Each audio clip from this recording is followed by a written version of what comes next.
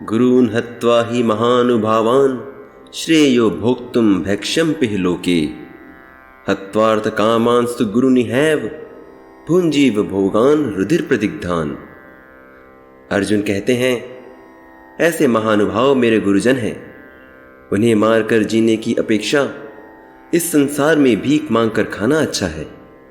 भले ही वो किसी कारण से दुर्योधन का पक्ष लेने के लिए बाध्य हैं, किंतु वे हैं तो मेरे गुरुजन ही। अतः उनका वध करके भौतिक लाभों का भोग करने का अर्थ होगा उनके रक्त से सने अवशेषों का भोग करना, जो कदापि उचित नहीं। इससे अर्जुन ने यह भाव दिखलाया है कि जिन गुरुजनों को मारना सर्वथा अनुचित है, उनको मारकर भी मिलेगा क्या? न तो मुक्ति ही होगी और ना ही धर्म की सिद्धि ही। केवल इसी लोक में अर्थ और काम रूप तुच्छ योग ही तो मिलेंगे, जिनका मूल्य इन गुरुजनों के जीवन के सामने कुछ भी नहीं, और वे भी गुरुजनों की हत्या के फलस्वरूप होने के कारण एक प्रकार से उनके रक्त से सने हुए ही होंगे। अतएव ऐसे भोगों को प्राप्त करने के लिए गुरुजनों का वध करना कदापि उचित नहीं। परंतु शास्त्रों के अनुसार ऐसा गुरुजन जो नित्य कर्म में रत हो और जो विवेक शून्य हो, वो त्याज्य है।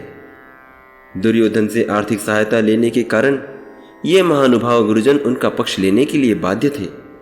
यद्यपि केवल आर्थिक लाभ से ऐसा करना उनके लिए उचित न था, और ऐसी दशा में वो आचार्यों का सम्मान खो बैठे थे।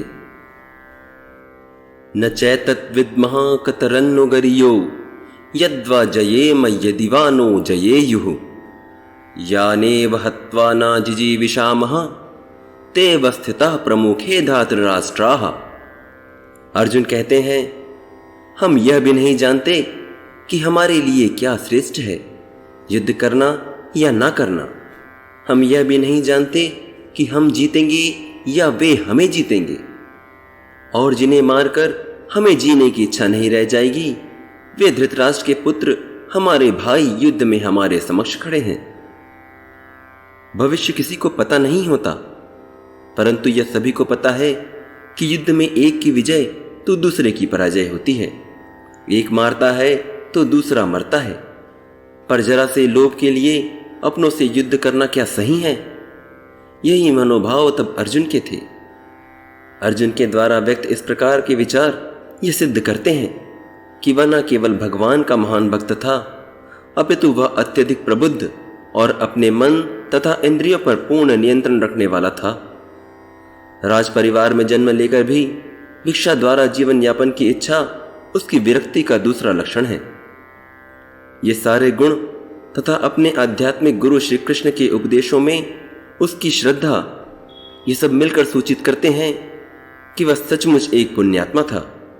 इस प्रकार यह निष्कर्ष निकालना भी गलत नहीं होगा कि अर्जुन मुक्ति के लिए सर्वथा योग्य था।